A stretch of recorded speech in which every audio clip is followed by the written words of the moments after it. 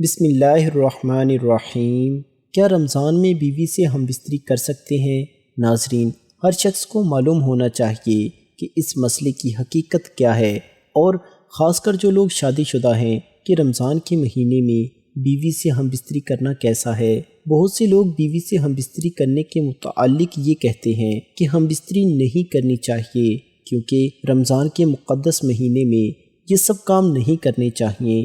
کچھ لوگ یہ کہتے ہیں کہ رمضان میں بیوی سے ہم بستری اس لیے نہیں کرنی چاہیے کیونکہ اگر رمضان کی راتوں میں بیوی سے ہم بستری کرتے ہیں اور اس سے حمل ٹھہر جاتا ہے تو پھر ایسی کیفیت میں بچہ ناقص پیدا ہوگا، یعنی بچہ لنگڑا، کانا، بہرا اس طرح پیدا ہو سکتا ہے۔ تو اس طرح کی باتیں ہمارے معاشرے میں پھیلی ہوئی ہیں، تو ان سب باتوں کی کوئی حقیقت نہیں ہے، یہ سب من گھڑت ہیں۔ جس طرح ہم لوگ سحری سے افطار تک کھانے پینے اور غلط کام سے رکے رہتے ہیں، اسی طرح حالت روزہ میں بیوی سے ہم بستری نہیں کر سکتے، یعنی دن کے وقت اس کام سے گریز کرنا چاہیے، لیکن روزہ افطار کرنے کے بعد بیوی سے ہم بستری کرنا چاہیں تو کر سکتے ہیں، اس میں کوئی حرج کی بات نہیں ہے۔ اگر میاں بیوی دونوں رضامندی سے فرض روزے کی حالت میں ہم بستری کر لیں تو دونوں کا روزہ بھی فاسد ہوا، اور دونوں توبہ کریں کہ انہوں نے اللہ تعالیٰ کی نافرمانی کی ہے، تو پھر ان پر قضا اور کفارہ دونوں لازم ہے۔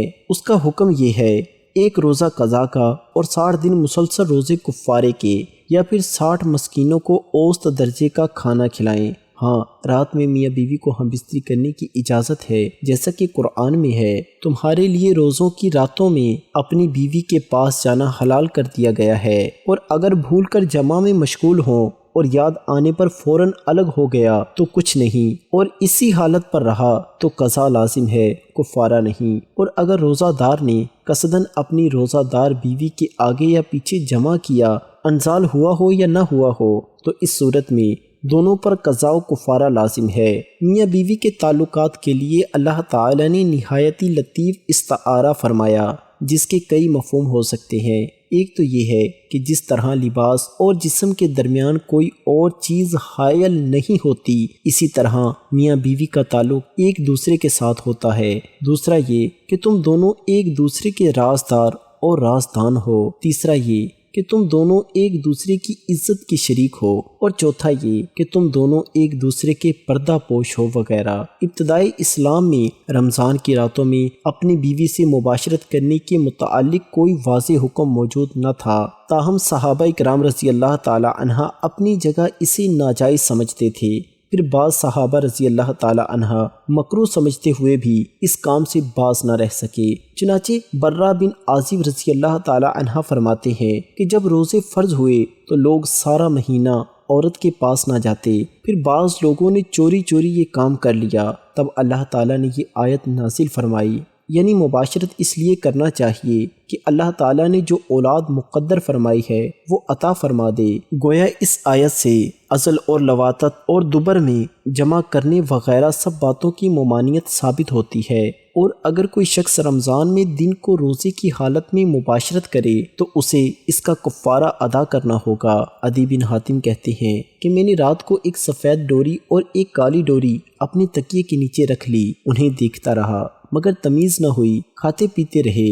جب صبح ہوئی تو نبی اکرم صلی اللہ علیہ وسلم سے عرض کیا، یا رسول اللہ صلی اللہ علیہ وسلم، میں نے اپنے تکیے تلے 2 ڈوریاں رکھ لی تھی۔ آپ نے مزاحن فرمایا، تمہارا تکیہ تو بہت بڑا ہے، جس کے نیچے صبح کی سفید ڈوری اور رات کی کالی ڈوری آ گئی۔ جو شخص رمضان میں سفر پر نہ ہو اور روزہ رکھ کر دن کے وقت ہم بستری کرے تو اس پر سخت کفارہ لازم ہوگا، جو کہ ایک غلام آزاد کرنا ہے، اور اگر غلام نہ ملے تو 2 ماہ کے مسلسل روزے رکھنا ہے، اور اگر اس کی بھی طاقت نہ رکھیں تو اسے 60 مسکین کو کھانا کھلانا ہوگا۔ اسے اپنے گناہ سے توبہ بھی کرنا ہوگی، اور اس دن کا روزہ بھی دوبارہ رکھنا ہوگا۔ اگر عورت کی رضامندی کی صورت میں عورت کا بھی یہی حکم ہے، منی خارج ہونے یا نہ ہونے سے کوئی فرق نہیں پڑتا۔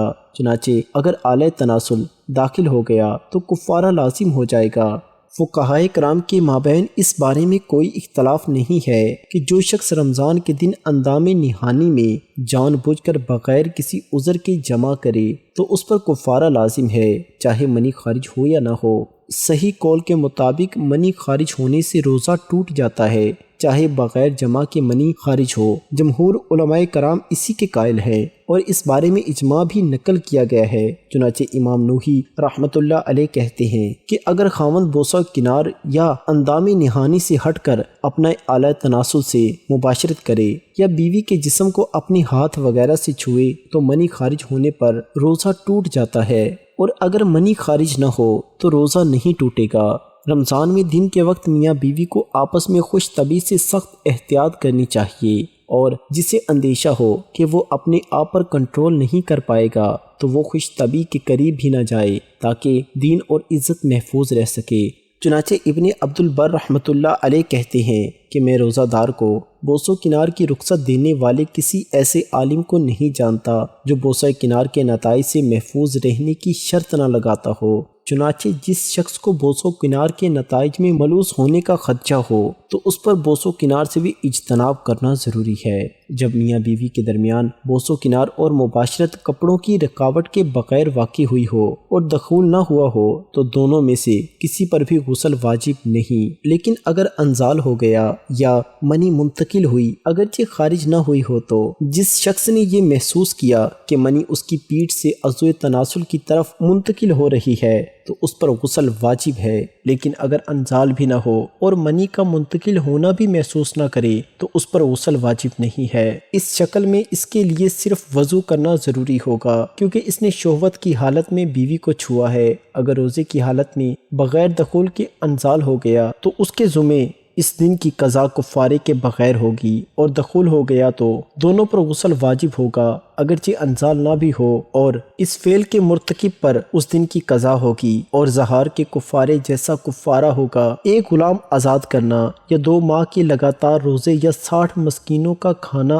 اگر روزے رکھنے کی طاقت نہ ہو۔ جہاں تک عورت کا سوال ہے تو اگر اس کو اس فعل کے لیے خاوند نے مجبور کیا ہو تو اس پر کفارہ نہیں ہے۔ واضح ہوا کہ رمضان المبارک میں طلوع فجر سے غروب آفتاب تک یعنی روزے کی حالت میں بیوی کے ساتھ ہم بستری کرنا جائز نہیں ہے۔ اس کے علاوہ رات کو بیوی کے ساتھ ازواجی تعلقات قائم کرنے میں کوئی مذائقہ نہیں ہے۔ اللہ تعالی ہمیں دین کی مکمل سمجھ نصیب فرمائے، ہمیں بہتر عمل کرنے کی توفیق عطا فرمائے اور ہمیں متقی و پرہیزگار لوگوں میں شامل کرے، آمین۔ ناظرین، کمنٹ باکس میں اللہ کے 99 ناموں میں سے ایک نام ضرور ٹائپ کریے گا۔ شکریہ۔